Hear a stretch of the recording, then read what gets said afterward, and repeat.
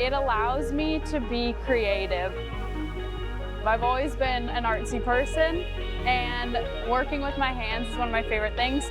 It is the best job, I think, in my opinion. Hands-on, but also minds-on work. You're using everything to do this.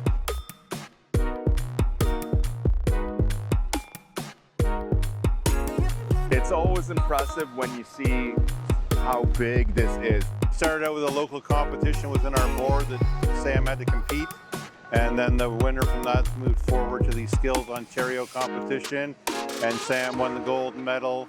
He was one of 43 competitors at Skills Ontario to move forward to here.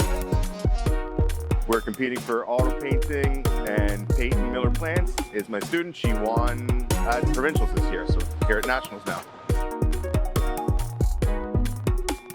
There's many different things going on here.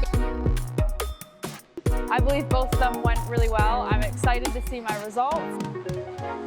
That gives them great experience and hands-on skills that they can use the rest of their life. It's an in-demand industry. It's a good place to be. I'm very excited to be here. Secondaire.